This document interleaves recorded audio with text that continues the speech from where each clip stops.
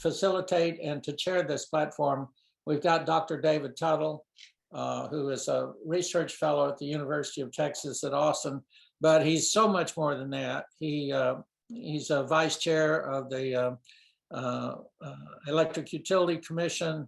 He's served in subcommittees on electrification of transportation in that role, but he has written some really important papers. In fact, he shared with me the other day for the first time that I think his dissertation was on V2G or V2X, and he's truly an expert on electric vehicles. He's the only guy I know that knows the numbers of all the connection devices, and is it a J1773? I guess Joseph Barletta knows all those numbers. Joseph knows that by heart. It's tattooed on his rear, probably. Yeah, but right, that's funny, Joseph. So he's a real wonk, and it's good to have Joseph here because he's actually out there in the field. So with that, are we going to bring up the presentation? Yeah. Hannah, are you bringing it up? No, let me go ahead and do it because I want to be able to edit it real time. So I have the PowerPoint, and let me go ahead and share. So what do you see on the screen now? I see it all. Okay, I'm going to keep it in this mode versus presentation. That way I can still edit it, and it's almost as big. So Michael, thanks. Yeah, I'm also an EV driver on my second EV, looking to buy our third one. My dissertation in electrical engineering at UT was focused on VGI as well as the grid and integrated renewables. About a decade ago, I was doing modeling on V2H. And so it's fortunate. I feel some satisfaction in seeing those concepts coming to market this year with the Ford F-150 Lightning's intelligent backup power, but we can also talk about V2G. Let me start stepping through. Did the slide change? Yes, we're at agenda now. Okay. So I want to be interactive here, and I want to be able to update this and include your ideas. There are a lot of smart people involved in all the different areas of electrification. In these calls, it's so phenomenal. We've got, 47 people online here. And so please feel comfortable in chiming in. If I don't happen to see somebody raising their hand, Laura or Hannah can chime in, and I just want to encourage that. So why don't we talk about the vehicles and then the charging infrastructure, the autonomous vehicles, and where that may overlap or not. V2X is what people are commonly talking about: V2L, V2H, V2B, V2G. I know that the OEMs in the automotive industry before, when they talked about V2X, that was really more vehicle to vehicle in terms of communication or vehicle to infrastructure, but we might change that to vehicle power export. Other modes and targets. So let's hit the next one. So this section will just be maybe focused on, describing the vehicle types, battery electrics. I do believe personally that there's still an important place for plug-in hybrids and hydrogen fuel cell vehicles. Probably space that makes most sense there are larger trucks that have long range and heavy loads and need to refill more quickly. And then we have the different classes 1 through 8, characterizing current and future fleets, and maybe link to some buyer's guides. Are there any comments about trying to have the right sections here for this platform? Any other concepts or ideas? Okay. Well, I want to give people an opportunity to respond, but as you and I have discussed, I think, especially in Texas, there is a very strong reason to consider the importance of plug-in hybrids, especially in the rural areas and especially in the areas of certain work trucks. And I think that we need to think about that some. I'm not sure what the embodiment of that looks like in terms of a roadmap, but I could imagine that that embodiment would look like, you know, Texas is a big state, and we might break into regions, in which in those regions we can make recommendations of what kind of vehicle should be more appropriate. And that's my main thought on that very first bullet. Especially when you're towing, you know. Yeah, there's an You example. lose maybe 40% of your range on a conventional vehicle, or have 40% less fuel efficiency. And so out in West Texas, where you really need a pickup and you may be towing, and there may not be the density of DC fast chargers, that could make a case for a plug-in hybrid pickup fairly compelling. So, you know, what goes through my mind and some of that thought is we had 100 years ago, the cities being electrified first, and then the Rural Electrification Act helped bring electricity to the rural areas. Now we've got the situation with rural broadband, and in the future, will we have density economics drive more DC fast charging only mostly along the interstate system and in the urban areas? And do we need to augment getting DC fast charging in the outlying areas with the vehicle types that could help with towing, as well as leveraging that DC fast charging infrastructure where you can have it out there? Any thoughts? Well, they seem to be pretty quiet out there. Okay. I mean, I've had both BEV and a plug-in hybrid. I see a place for both of them. Components. So batteries, one of the most important elements that's driving the cost disparity right now, driving that down, figuring out how to make sure it lasts. We talked in previous discussions today about second uses or recycling, very important.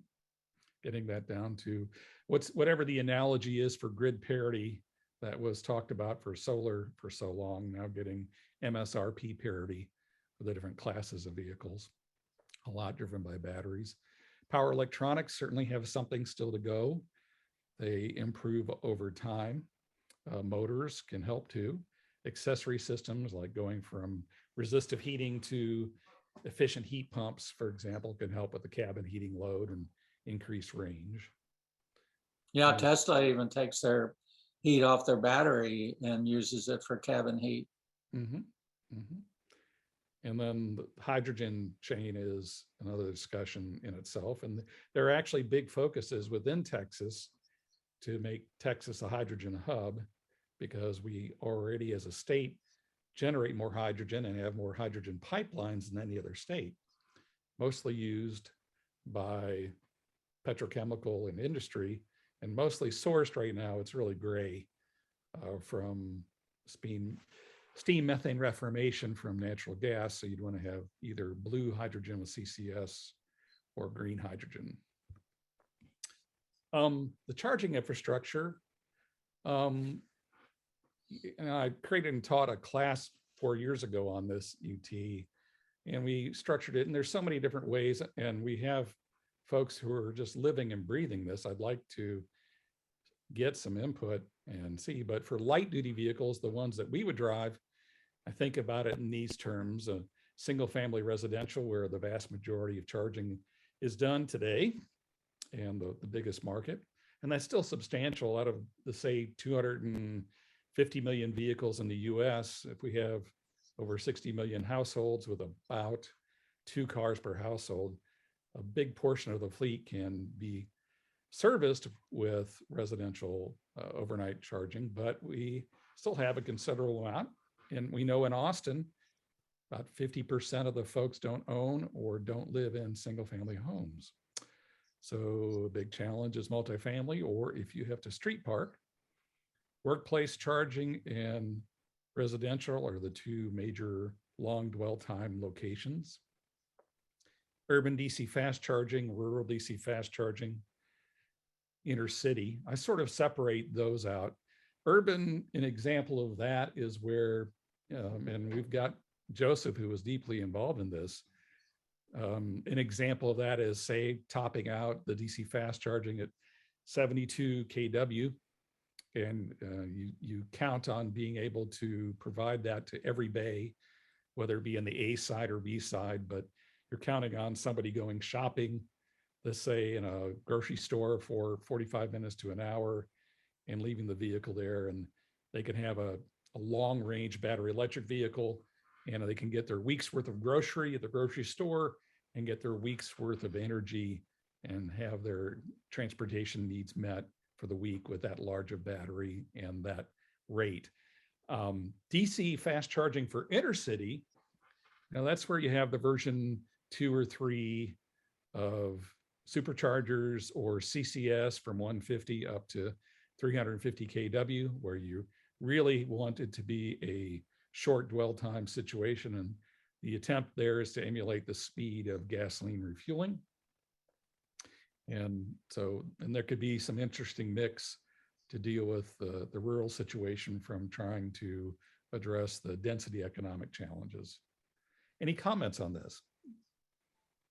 Well, we know that the plan that's coming out of the DOT, the Texas DOT, is taking care of the alternative highways and putting one in each one of the counties, whether it's a county seat or the commercial seat. So we have a sense of what this first layer is going to look like.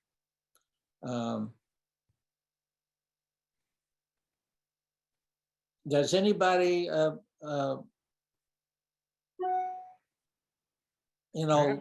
rural, okay, let's charge. I was going to say, Tesla.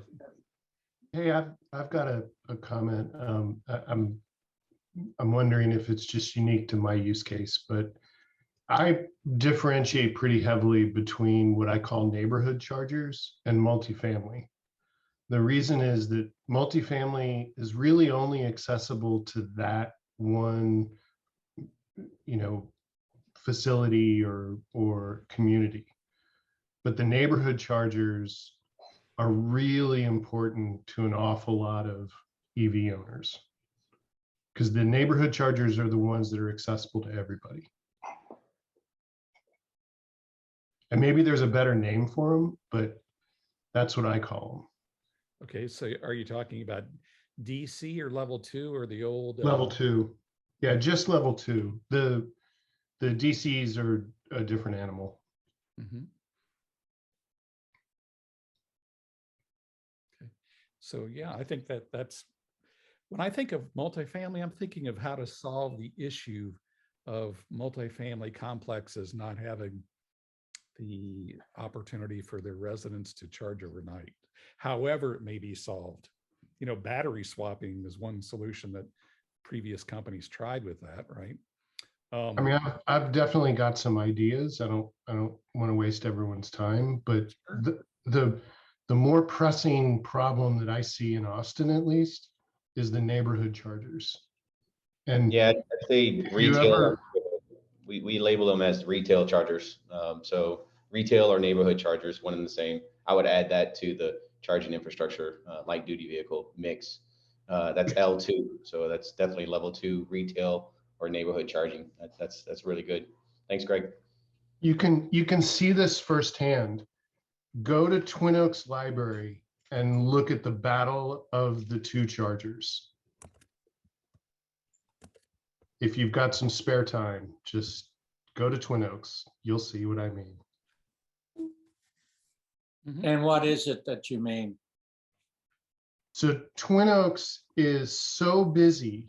Those 2 chargers are so busy that, like, I've almost gotten hit because I unplugged my vehicle, somebody got an alert that that handle was available. And they came tear-assing into the parking lot, trying to make sure that they got that handle. Uh-huh. Like, that's how competitive a busy charger is, and that's the busiest one I've seen. So And there's, how many are at that Twin Oaks, and it's level 2? Two handles. Mhm. What's handles. the address on that? Where is it?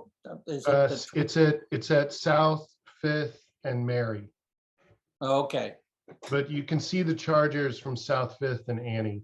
It's a little bit easier to see. Well, I wish we had Austin Energy on, but I bet they must have had a conflict, or I know that they'd be on today. Well, Cameron was on earlier. No, there's no issues with the charger. It's great. It's super stable. It's installed correctly, so the currents are accurate. It's great.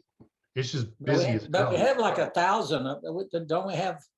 I mean, we have like 1,000 in this town. Well, I mean, I think I got Carl pissed off at me last time for saying having 1,000 is different than having chargers that are accessible to the public. Mhm. So the key is public and also working. Public, Accessible. working, and you can park a car there. Austin Energy's got about 75 ports, but they're all inside their facilities where only Austin Energy can access them. So that's not really practical, but you know, that's what it's about. Like, I could give you a list. There's chargers that have 2 handles in one parking spot. There's chargers that if you plug in one car, the other handle immediately goes down. There's, when you have a charger that has a broken handle, what is that charger? It's on, it's accessible, it won't work.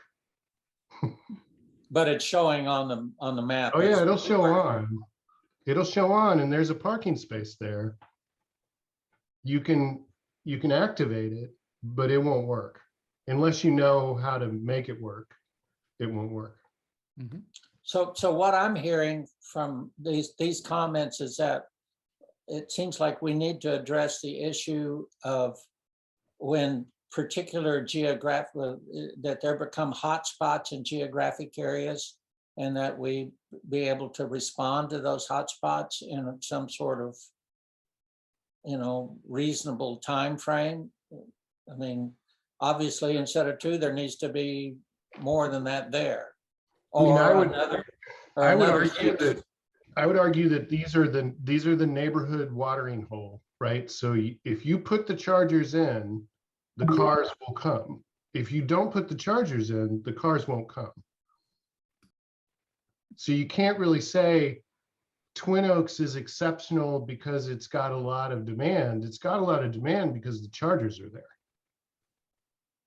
Not because people bought cars. People bought cars because the chargers are there. Mhm. So these I'm trying to take this. I'm trying to take this legitimate observation that you're making and turning it into some sort of policy statement that we can put into the plan. And that's why I was attempting to, frame it in some sort of way that addresses it. Somebody give me some help. Well, maybe transparency in being able to see how many of them are occupied or working.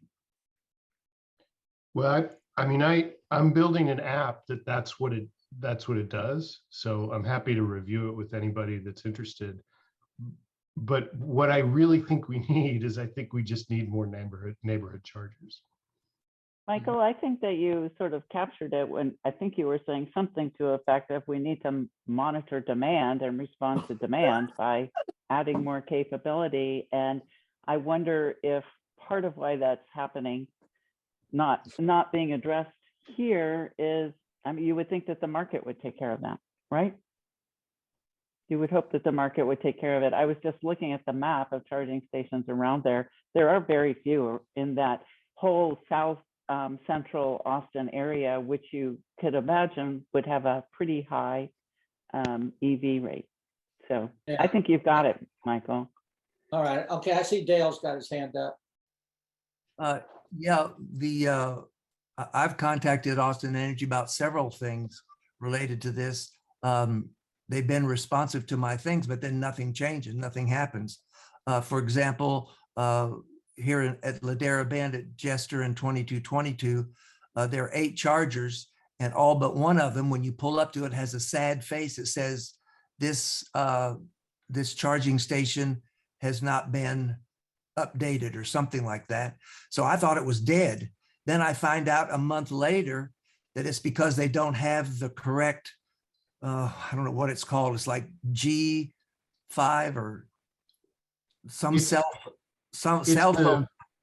It's the 3G modem, and that's just a friendly message. You can mostly ignore it.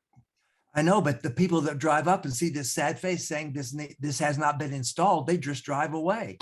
But I didn't know that you could still use it, even though it tells you that it's not working. And then the other thing is accessibility is true. You know, the parking garage across from the old Austin Energy building, you can't get in there unless you pay $8 to get in and plug it in. You can't go to One Texas and get and charge anymore. And even on Electric Avenue, Tesla, you can't plug in. Everything is DC fast charging, which you can't use on a Tesla. So there's just, I've just kind of given up. I just charge near the house where I know a station is actually working, but sometimes it's already used. So anyway, it is frustrating. So the Tesla drivers are starting to figure out on electric drive that all it takes is an adapter. That's what I would have thought. Yeah, it's every time I'm there, so I have a Chevy Bolt that I will occasionally take over there. If I see a Tesla driver drive up, get frustrated, and get back in his car, I'll stop him and say, hey, this is the adapter you need, go buy it. And the next time you are here, you can use it. What kind of adapter are you talking about? The one that It's came with the car? No, it's Oh, basically a CCS to Tesla adapter. I've never heard Right. of it. I don't Yeah, know. no. anything about it. it's out there, Dale. Yeah, Yeah, you can buy them on Amazon. yeah. Okay, sorry. Let me move this out of this Austin centric thing. How about Dallas, Fort Worth? What's your experience up there? And you know, that we think of Austin as being ahead of everybody with charging. What's the Dallas situation like?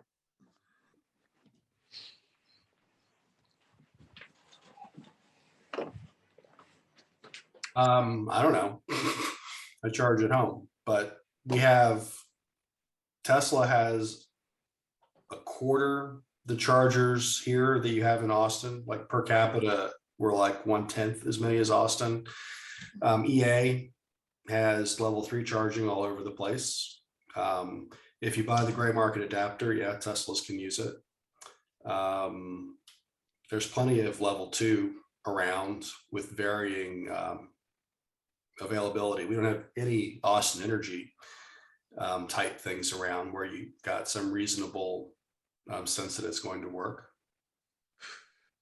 How many? I know that you, Rick, that you primarily just charge at home, which is I charge at home or office and very rarely go any place for a charge. Only if I take a trip. But I have noticed that the Tesla charging station there at 290 and 35 is getting pretty active. Yeah, the one, I mean, we don't have that many. So the 2 in Dallas and the 1 in Plano usually have lines up until about 10 or 11 o'clock at night. And then the ones that are more in the periphery have better availability. South Lake is lunchtime and meals. The ones like in Alvarado and Italy seem to have pretty good availability. Waco, trying to get between here and Austin, sometimes has a line. Fortunately, longer range cars can get around that now. Yeah, Tesla's big investment on supercharging has been in Austin. You've got 14 stations that are new in the past year. right. I mean, I haven't been to the one on the east side over there above Highland, but above the old airport. Anybody been to that one? I haven't. Apparently not. So what we're talking about, I think here is just trying to make, in my view, we need to make the charging infrastructure and the charging experience better than the conventional, not just parity. And it can be.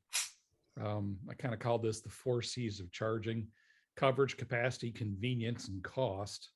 Convenience is part of, do you know it's an open bay? Is it working? Is it easy to get the charging session going? The transparency of it.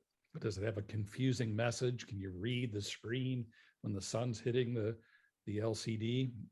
And the cost, I have seen some DC fast chargers with costs that are equivalently higher than the cost per mile of gasoline, which is just kind of not exactly in the realm of trying to encourage adoption. So since we're focused on this, the 4 C's, coverage, capacity, convenience, and cost, let's keep on this and add to it. Coverage is just, do you have at least one unit out there? Capacity is, can you make it to where we have a reasonable utilization so you're not having deep queues and inconvenience? And convenience is making it all seamless, where you can see from the route mapping on your car where you need to charge for a long trip, what bays are open, the price per kilowatt hour to charge, getting real live ISO 15118 plug and charge going, and deployed broadly in the vehicles as well as the infrastructure. And then getting the cost down to do that, not only the cost for the kilowatt hour, but the CapEx to make the economics better so that we can let the marketplace flourish in terms of building charging infrastructure, because they're going to make money for it. And so CapEx in terms of how much the charging stations cost, sort of along the lines of what's been done in PV with balance of system costs, as well as the panel cost to drive the CapEx down up front.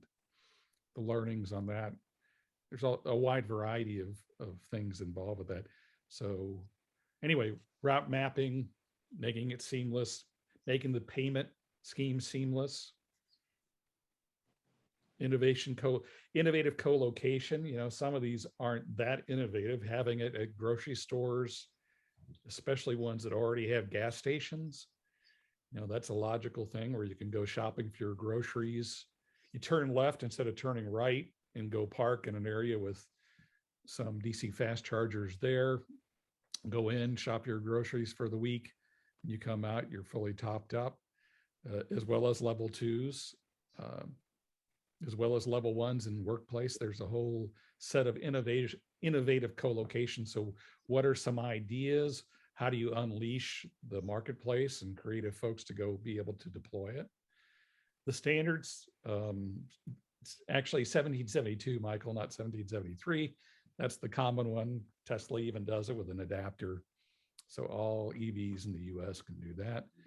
DC, it's going to shake out. I know that this may be emotional, but Nissan has declared that they're moving with their next generation EV to CCS from CHAdeMO. And so 2 obvious survivors for the standards for DC or CCS and Tesla. Any comments on that? I see several comments in the chat. Okay. You want me to read them out loud? Yeah, Okay, sure. So looks like Dale said, I went to Amazon but see no adapter for the CCS charger. Heather says, VC, all the Tesla execs are here. Rick says, Dale, the adapter you're looking for is the Tesla CCS1 adapter. It's only available in South Korea, but you might be able to find a gray market version on eBay and put a link in. Joseph said, we have a few Chatamo Tesla DCFC adapters at our headquarters here in Austin. If anyone needs to use one soon, it's a free customer perk we offer on our installs. And then Rick posted another link. And I think, and then Joseph said there's 750 chargers in the Austin area under the AE program, about 1,500 ports, connectors. Greg says there's a cable adapter I've seen people use. Wait a minute, though. I'm reading Rick. What's $1,000?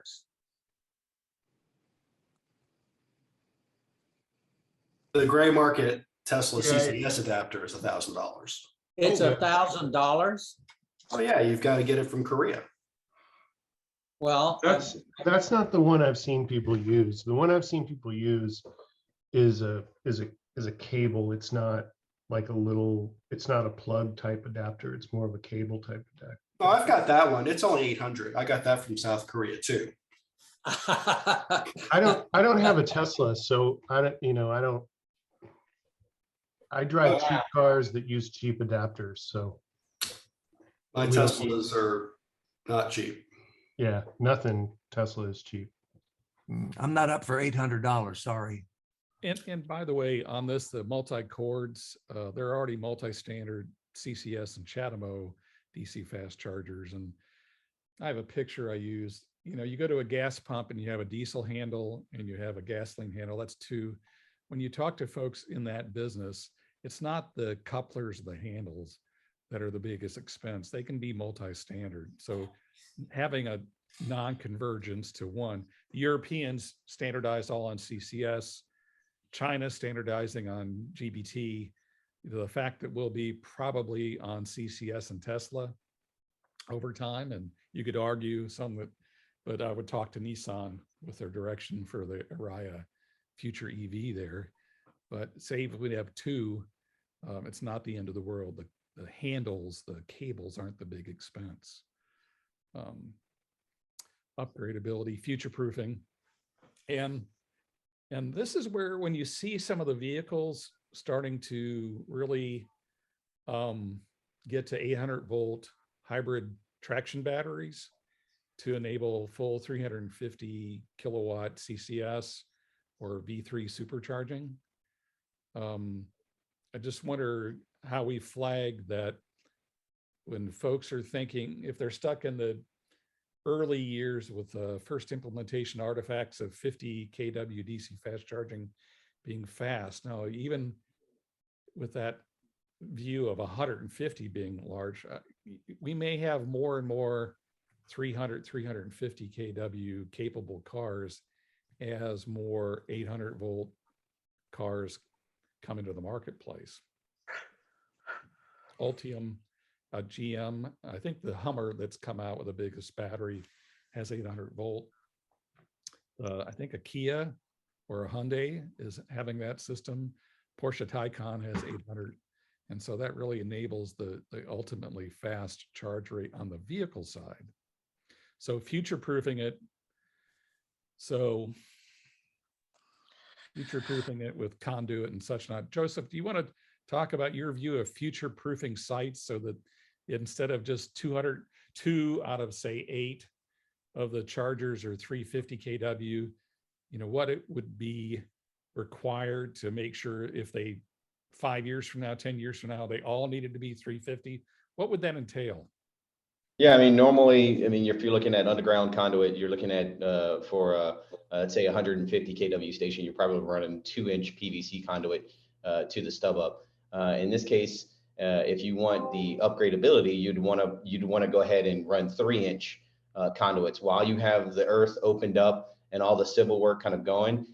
You definitely want to upgrade and like the actual circumference of the PVC conduit that you're putting in for your stub ups. Future proofing means that if the site is allocated for 4 charging stations, well, while you have the ground opened up, you're running an extra 4 3-inch conduits alongside. So, and you're basically ground tapping them to where you're covering them up with a small layer of concrete to where you don't really even know they're there, but they are in the plans to where if that site wants to later on go ahead and add 4 more DC fast chargers, Well, they don't have to worry about, one, the upgradability. Is the conduit too small? You already ran 4 sets of extra 3-inch conduit stub ups to that point to where the installers can go in, just tap in, run the wire from the panel, put the charging stations in, and the costs are literally 90% savings in the cost of installing that infrastructure.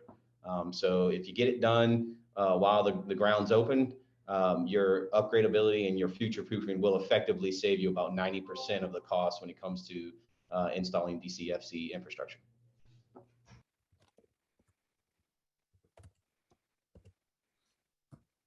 Okay, so that's the key thing there. I don't know. Okay, interoperability. Any comments on that?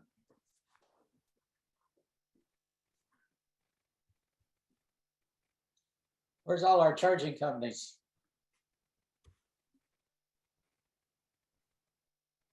You got Steve with Amply here, but you guys skipped over the fleet stuff. I was all excited to see it on the slide. Well, let's go back. Yeah, this is the coolest stuff. Well, it's the thing that probably scares the T&D companies most in Texas. You know, Encore has a interesting tool that they developed to see if you want to electrify your fleet, you know, where's the optimal spot because of the distribution capacity. And so I would think all the utilities are looking at that. A decade ago, I was on some DOE projects with some of the utilities, and the first thing is, oh my gosh, are we going to have clustering of light duty vehicles around in the neighborhoods? Is that going to cause problem with level 2 charging? And I think nobody really found significant problems with that, with the penetration rates they were projecting. And you can deploy V1G with that. The big thing is when you have Amazon, UPS, FedEx, who knows what, and they have the economics become strong and they can actually buy the product, whether it be a Bright Drop or Rivian or Transit Connect EV, and they start seeing it, and all of a sudden they want to get the vehicles quickly. They can get the vehicles quickly. Now they've got to transition their depot situation to have a lot more energy density and power density involved. You want to talk about it? Sure, I'll talk about fleets all day long. Look, I mean, there's tremendous opportunities for fleet charging already. In many cases, it's already becoming economical for companies to go to electrify their fleets. That's going to increase over time as battery prices drop. And it's a tremendous bang for your buck in terms of emissions impacts and, frankly, electrons into cars, because fleet vehicles generally drive longer distances and just have overall more use than their passenger vehicle counterparts. So, Amply, we're, transparently, we're a fleet behind the fence fleet charging company. And so we're just looking to do everything we can to electrify fleets as quickly as possible. Well, one other thing, just speaking about fleets, because you have all of the vehicles often clustered in depots, you have the ability to take those batteries and minimize the grid impacts through managed charging. So, utilities are afraid of having these tremendous stresses on the grids. Not only can a managed charging company like Amply manage when we're going to charge it, but then we can also use those vehicles as grid assets. We talk about V2G, and really the big play for V2G is going to be fleets, because you've got the economies of scale to actually make it happen. The barriers here are really pretty modest. Obviously, money's always good. And you all heard me on the last call talk about the opportunity to use NEVI funds for depot charging. And that's just the option once you've filled out your corridors to be able to use funding for depots, provided there's more than one commercial entity.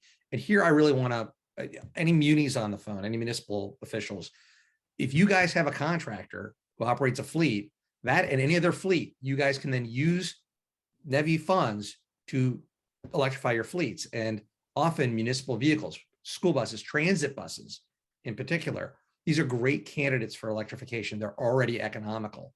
So I just want to alert all the municipal officials, knock on the door of the people who are writing the state plans and let them know that you're interested in doing depot charging, because it's a fantastic opportunity.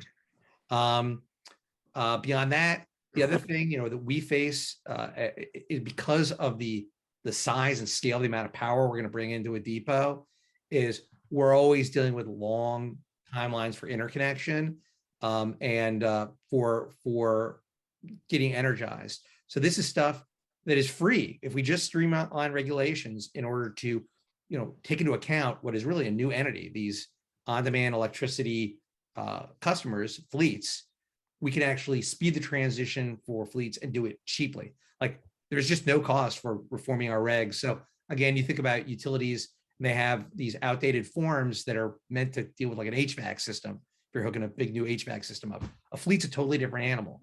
Having the right kind of form, identifying the problems up front saves time and money. So, that's me on my soapbox. You should never give me this opportunity because I'll take it. So David, thank you.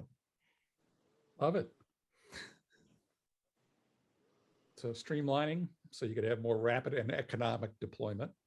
Exactly. Electric And bus. definitely go after that NEVI funding. I think this is a fantastic opportunity for municipalities to begin to electrify their fleets and frankly, save their taxpayers money, because these things are economical. It's that upfront cost of getting everything done and getting the charging in. And if you do that with 80% federal funds, like it's a tremendous winner overall, if you think about emissions, and also if you think about especially underserved, underprivileged areas. They tend to be front line when it comes to diesel pollution. They're the people who ride the transit buses. Like this is a way to include everybody in the transition to electric vehicles. Any more comments about policy suggestions on this? I got a whole list on interconnection and streamlining processes. I can send them to you, David. Yeah, please do, actually. And that should be probably a key part with other people's input into the chapter for this technical aspect of this roadmap. Happy to send them to you. Okay, and is there anything different with the e-bus depot charging compared to, say, UPS or local delivery, Amazon? I think you've got different cycles, use cycles, but then that just takes a charge management company to minimize grid impacts and reduce costs. That's what we do. And by the way, one other piece on that, people think about fleet electrification, they get worried about demand. What you do is when you're doing fleet charging, you're usually doing it during off-peak hours. It actually has the potential to lower general residential electricity rates by using all that off-peak. So again, you think of Texas with all the wind, a lot of wind at night that just doesn't have a lot of use. Fleets are the perfect place to soak that up and reduce costs for Texas ratepayers. So like I said, I get on my horse and I ride. Yeah. But no, each fleet is different. A garbage truck fleet, garbage trucks and school buses have very unique schedules.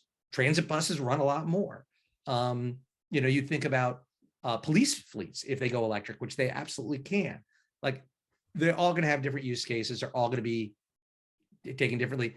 And if you bring in a good manager for your managed charging, you should be able to do that in the most economical fashion with the least impact on the grid. Mm-hmm. All right. David, on the Right now, shut up. David, on the fleet type, you also want to take into account traffic flow. Different use case, as gentleman was speaking. Basically, a bus depot will be definitely set up a lot different than a police station or utility fleet. So you have to look at the traffic flow for the usage that you're operating in fleet. So yeah, and also 10% is the magic number on servicing these bad boys. Once you get the fleet charging infrastructure up and running, you definitely want to make sure you're setting aside 10% of that budget for all things service and preventative maintenance, so forth and so on, because like we're all experiencing, there's no point in having these chargers out there if they're not working. So these things go down all the time. So you just need to have a good team there. So you mean 10% of the total cost? What's that 10% number? Yeah, so if it costs you $30,000 to set up the charging stations, you want to have at least $3,000 kind of reserved for servicing them if something goes wrong with them. Is that Is that per annual year? or is that the life of the product? It's per year. Okay, so in 30 years in 10 years, it turns into the cost.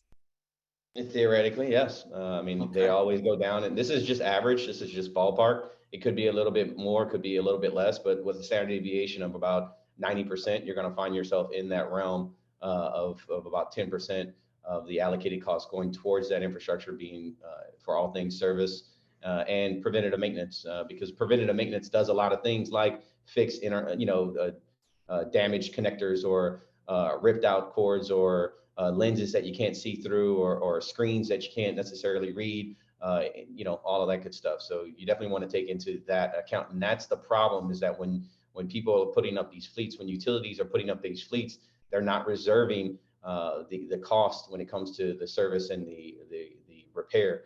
And so, yeah, it's great. We have 750 charging stations out there, 1,500 ports. However, if you look at our uptime's around 70%, 80% across the board. And that's awful. If you look at Tesla's uptime, we pride ourselves with Tesla's uptime at 98% across the board for all of their destination charge and supercharging station. So that's something to consider. Okay, Regarding good. That's- regarding O&M, I want to pile on Joseph's point, and this is a couple points I made in the previous call and the last call. One place to have an impact there is to require warranties. Right now the industry standard is 2 years. As Joseph was saying, these things break down a lot. And the argument against warranties is that the companies are going to charge you more for a better warranted product. But in the end, what you want is a product that works. So having a bunch of chargers out there that don't work, you're just building statuary. You're not servicing the public. So paying more, but getting a better warranted charger is better for everybody and more economical in most cases. And the other thing I want to point out is that in NEVI, you can have up to 5 years of O&M rolled into your investment. And there's a little bit of, again, the push is the more money you spend on O&M, the fewer numerically chargers you're going to be able to get. But if the charger's not working, it's not worth anything to anybody. So I think for tech, I don't want to, David, you can just jump right in. Yeah, I think that's super valuable point.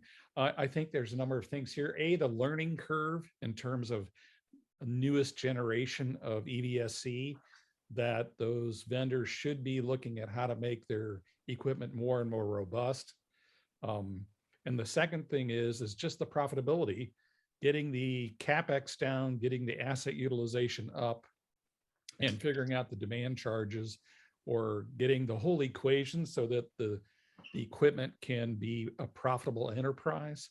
That would tend to, I would think, allow the margins so that there could be O&M investment, because I would think that the O&M's getting squeezed because of the challenges with profitability. And so again, you got up to 5 years in NEVI for that, but there's gonna be a push for more chargers. So for instance, the charging manufacturers will be anti-O&M rolled into the, they may be on here, they may disagree.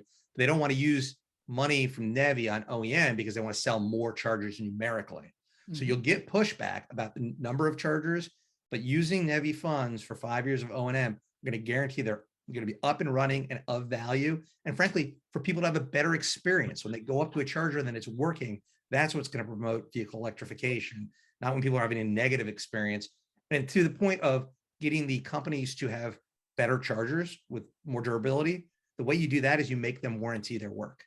Otherwise, they have an interest in just getting them out, getting them sold, but they have a shared interest in their longevity if you require warranties longer than 2 years. So just want to jump in here a little late to the conversation, but what Steve and Joseph are bringing up are super important points, right? And points that like this industry kind of has a pretty, black mark on its record thus far, just due to improperly funded charger deployments, which really didn't have concern for what happens after you get the thing in the ground, right? And we're now really seeing the implications of that, and we're really at an inflection point here now where we need to get this right going forward as the build out accelerates in a significant way.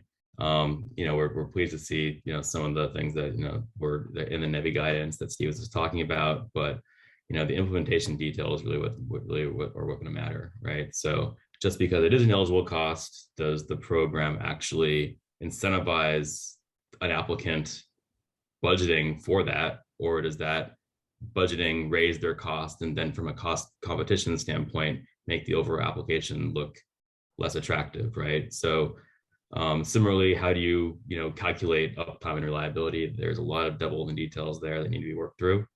But from our perspective, I mean, kind of masking those details, the best way to kind of address for this is to have requirements that are attached to any sort of public solicitation where public funding is being handed out, where people receiving funds are required to contract for guaranteed levels of uptime with guaranteed service level agreements in the event that something goes wrong, right? So you can do all the monitoring and policeman and enforcement, which is a little bit of a slippery slope in our opinion, or you can just guarantee that those folks are contracting for and then have contractual remedies should things not pan out the way they're supposed to. So really important point, and it's really kind of bubbling up as of late, and there's a lot that needs to be worked through here in quick order, and we're encouraged that folks are thinking through this, and but there's a lot to do here.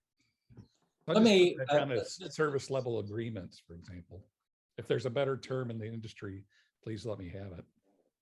Okay, and good to see you on the call, Eric. I was wondering where you were because I was hoping that you'd show up. This is a question that I don't have the answer for. Is there any reason to believe that static inductive pads would require less service than our paddles right now? No, I mean, if you're talking inductive charging, I mean, the technology is so new that any type of updated software, so forth and so on, is going to require an immense amount. So I would say if you're budgeting 10% for conductive, you better go ahead and budget 30% for inductive, just based on the newness of the technology and all the kind of caveats that go around it, because you're not only dealing with now an issue of the charger itself, but the actual attachments that are on the EV itself could have a fall rate that's beyond our control or beyond anything we've seen with that of the regular EV charging inlets for conductive charging. Okay, that's good. That's a good conversation. Where are we now? Let's try to get back onto the. We're finishing the maintenance there. Do we want? And I was kind of moving us into the static inductive, the street light conversation. I didn't used to think very much of that, but what do we think about? Because most street lights are going to LEDs. They're going to LEDs and something more efficient, so that frees up some capacity. Ubitricity. I remember having lunch with the CTO of that a decade ago, and it started out of Europe, and I think Shell bought them. And so the idea of having a wireless meter in a cord that you plug in so you get billed for it is a neat idea. Just as what cities in Texas is that really applicable to? It's a neat technology. Static wireless charging, I think that's going to be a technology that's useful, particularly for ease of home charging. It's a different conversation. Dynamic wireless charging, there are research projects embedding it in the roadway, but I think that's kind of far out. And there are some challenges that TxETRA told us about a decade ago on that. But if any comments, overhead inductive, that's fleets, buses, et cetera. Battery swapping, especially for bicycles and maybe delivery cube vans. I can see formats for that. It'll be interesting if NIO makes that work in China, but Project Better Place had some challenges with that for light duty vehicles across different platforms and OEMs. But I can see it for delivery vehicles and fleets and non-4-wheel vehicles. Any comments about the technologies? We're actually running out of time. Yeah, I did have a meeting with a group, and they still may be on the charging. Laura, what was the name of the charging company that had the mobile charging? Spark Charge. Yeah, is it smart? No, Spark, like Spark It's Charge. Spark Charge, that's what it is. Charge. Yeah. Have you had anything to do with Spark Charge, anybody? Yeah, I think it was Spark Charge. We're at the North Texas Auto Show, and I interviewed one of their guys and put it on my YouTube channel. Jordan is still on. Yeah, that's it, Jordan. Well, you might just at least put that down. I don't know if it's viable or not, but they're trying to make a business case for it. And So let's move on. Let's move on. Okay, we'll put that in. So autonomous vehicles get sometimes clumped together with electric vehicles, and there's some overlap in that. You know, the electric power systems of an electrified or electric vehicle are useful for powering the big compute and sensor loads for this, but you can have autonomous vehicles for conventional powertrains as well as EVs. And they're enabling technologies. Anybody want to discuss this briefly on this? Otherwise, I'm going to skip over and get to some of the V2X. No, I think the important Okay. the important part of it is that it's not limited just to electric vehicles.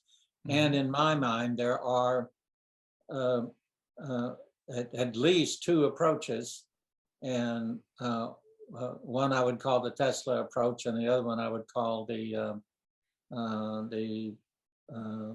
approach that we saw presented last month. Okay. So vehicles as a DER, large, mobile, huge. They're a new type of load, large, flexible, and intelligent. I have a roadmap I created years ago and updated recently, you know, going V to L, V to H, V to G, and also vehicle to vehicle. For vehicle to vehicle is particularly important for evacuation routes, let's say, when you have EVs trying to escape Houston or the coast of hurricanes. So that kind of capability is important. So I rolled that into it. So this is going from on the left, the very basic of when we started off a decade more ago, where you just plug in your vehicle and you don't program it. There's no programs from the utility. You just start charging until it's topped up. And then it seems like the next priority was simply avoid aggravating the peak. So the easiest things that some utilities have done is TOU rates or pilots to encourage off-peak charging. And that requires no communication with the vehicle. It's just billing software and the right meters at the home, and then programming your car. And we're still in this V1G where we're talking about some varying degrees of intelligence in terms of charging versus plugging in and charging. Then some basic degree of like thermostats where you have DR in our market. That's typically cost justified as far as CapEx by 4CP charges that are allocated via ERCOT on a load weighted basis, but DR. Then really getting true smart charging going where you can load shift, peak shave, maybe align with renewables to reduce emissions, reduce grid stress, maybe mitigate ramp rates like the duck curve in California. Sooner or later, we'll have our armadillo curve, some people call it here, and really engaging that so that you have more real-time reflection of the grid situation and having that roll into either the EVSC or the vehicle itself through telematics.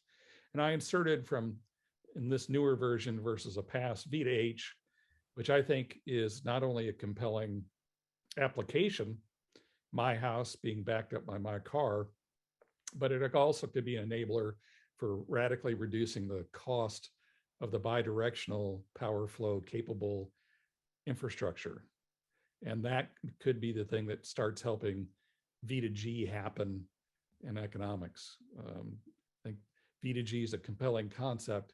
The challenge is making the economics work as well as all the standards and getting it aligned with the challenges, you know, with the aggregated load resources and things like that. So having it with two-way power flow. So, and the objective here at the bottom is trying to get this intelligent charging software and hardware to be common across that whole spectrum of V1G to V2G. Any questions on this? I mean, I've inserted this so people could look at this later and study it, but it takes a few minutes to absorb. And those of you who live and breathe this probably already intuitively feel this is right, but I openly welcome your comments.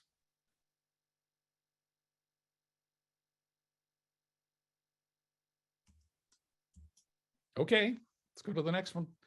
And then what about vehicle power export for microgrids for resiliency applications? We're seeing finally some V2L. Actually, V2L, you know, whenever you had a NEMA 515 or 520 outlet in the back of your car with a small inverter where you plug a laptop or something in, that was actually vehicle to load, where you have a plug just like you do in your wall in your house. Many vehicles have had that inside their back seat or front seat for a number of years. Now we're talking about vehicles that have considerable capability. Ford has, for example, this Pro Power on board V2L that has up to 7.2 kW. And it's similar to a generator, a backup generator that you'd buy at a big box store like Lowe's or Home Depot. And so it has the 4 outlets that look like the wall outlets in your wall for 120 volts. And it also has a locking L1430, which is for 240 volt. And so you could plug in extension cords to this or plug in the 240 volt cord that would go to an inlet and a transfer switch to back up a portion of your house, or if you have a smaller house. Great for tailgating, emergencies, etc., but it's manual. Vehicle to home or vehicle to building, it's more seamless. And the idea here with the vehicle to home is, say you have a situation that has two-way power flow from the charge port, not these special outlets in the bed. And so the charging infrastructure is intelligent. It senses the grid go down. It communicates with the vehicle that says, I need your resource.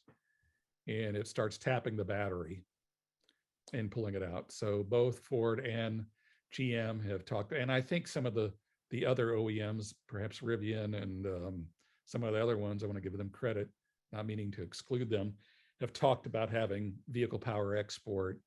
This is a case where how do you make it seamless to where it's a backup, just as you'd have a standby generator automatically detect a grid outage, switch your house off the grid, isolate it, and then power at least some critical loads, if not your whole house.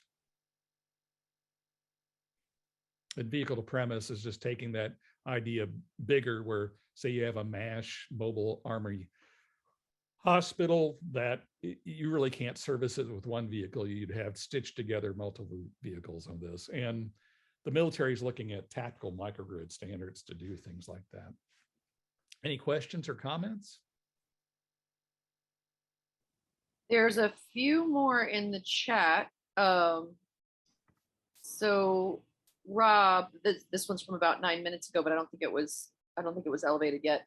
Hello, all. My company for mobility is concentrating on the lowest hanging fruit and emissions, the big class 8 trucks. Perfect application available today. They're being made. Okay, that's a general. So in the chat is a general introduction from Rob Kelly, and then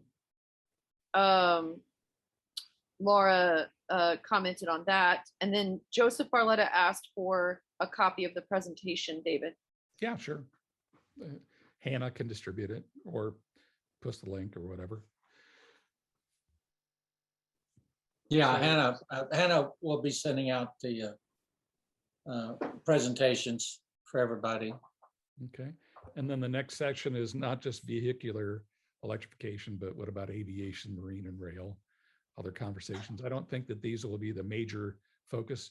Michael, you want to talk about the degree of focus on these other transportation? Well, yeah, I'll be glad to. We've seen a lot of interest on the aviation side. We're seeing more and more projects that are predicted, especially in the short run aviation market, we're seeing some action in Europe, and we saw a story about something in Florida less than 6 months ago. So we'll just, as far as the report is concerned, we'll just put together what we can with the available literature, and because we do want to recognize it, because it's probably going to be there certainly within the time frame that we're talking about in this report. And same thing with marine. We'll put that together. There is some, and I'm not aware of, except for, aren't there some electric, Buzz, aren't there some electric ferries up in the Northwest right now that just got commissioned around Seattle? Seems like I read something like that, but Yeah, that's the only one that comes to my mind, but that's a perfect example, because that's a heavy boat that doesn't go very far. It's got a big weight to it, and electric motors. In fact, I bet you a lot of them are electric motors anyway, much like a locomotive. So that's probably a pretty good. So that'll be a matter of not so much discussion, but a matter of just research and updating, what the current science is. And then, of course, rail's been electric for forever. I mean, most of us know that most trains that you see every day are diesel electric, and because electric motors are perfect for that particular application. We have Michael? one. Yes. I sent you the link for the Japanese tanker that was just all electric tanker that was launched this last month. So I think that's the picture that you have showing there, I believe. Oh, wow. So is that a long range tanker? Yeah, it goes all the way across the Pacific, evidently. Really? Yeah, I sent you the link. I can't imagine that, but okay, we'll look at it. I can't either. It doesn't make any sense, going. Well, they've got 3 more to be launched this year, supposedly. Okay, well, we'll look into those.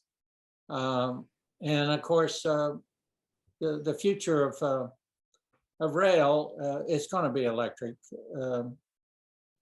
The high-speed trains, the TGVs and so forth, they're electric trains, but most of those are catenary.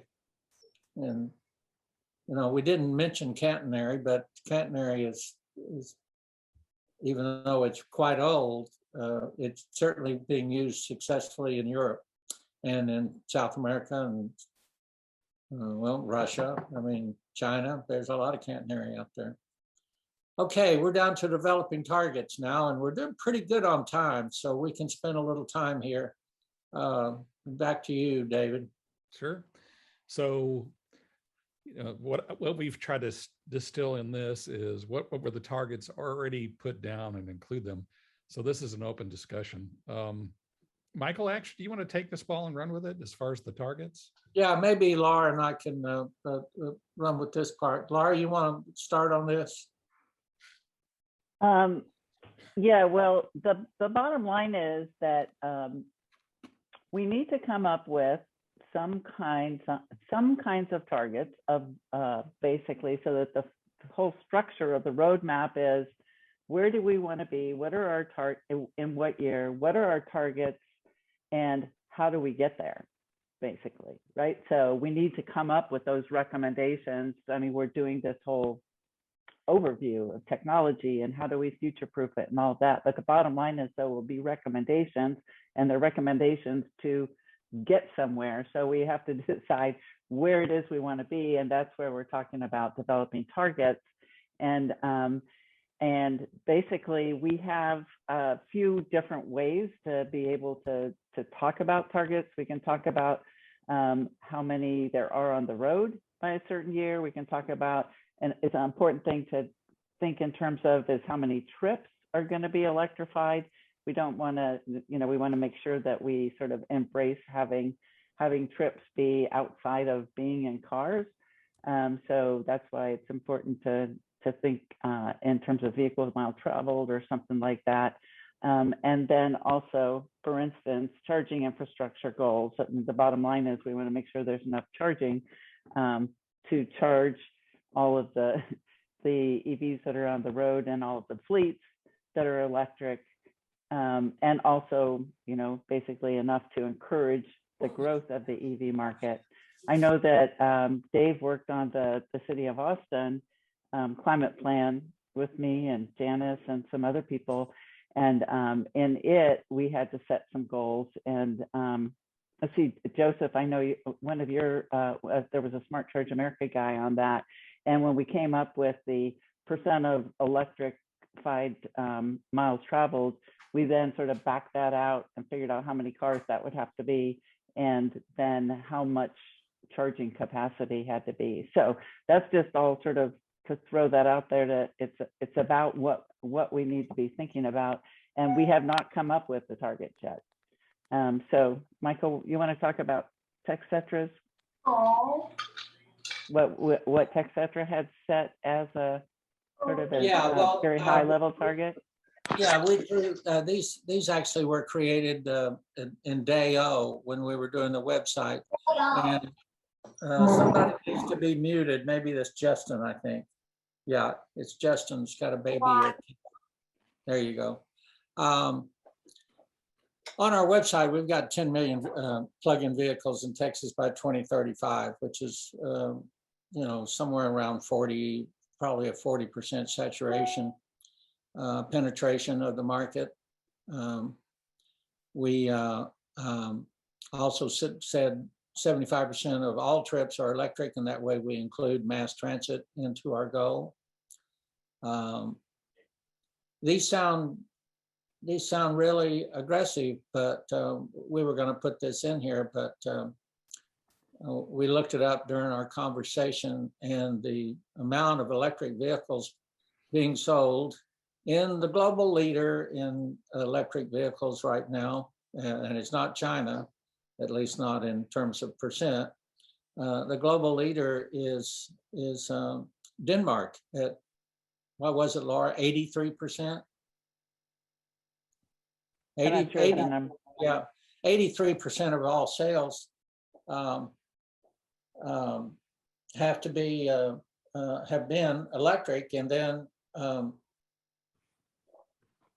then Laura, you came up when you were working on the Austin plan.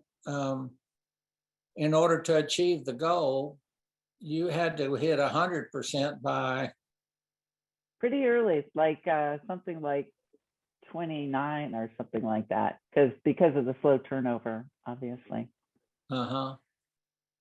This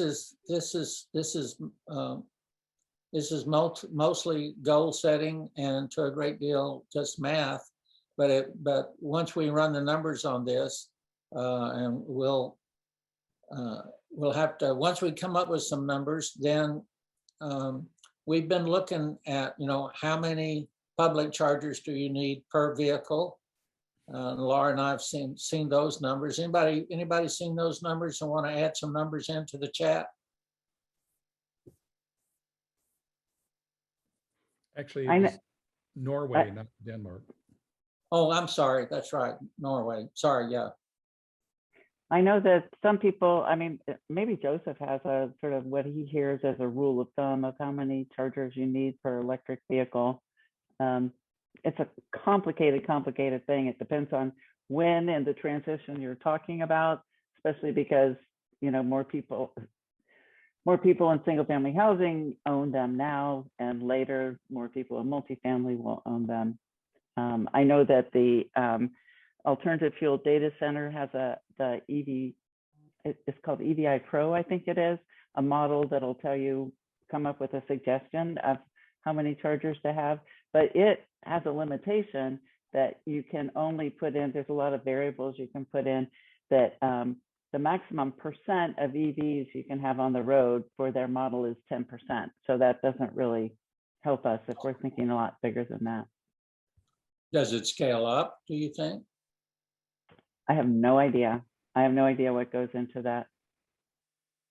But I would think that there are some rules of thumb some people are using, and I've certainly read, papers that talk about 5 different approaches to it. But there's no, at this point, there's no adopted strategy as far as I know.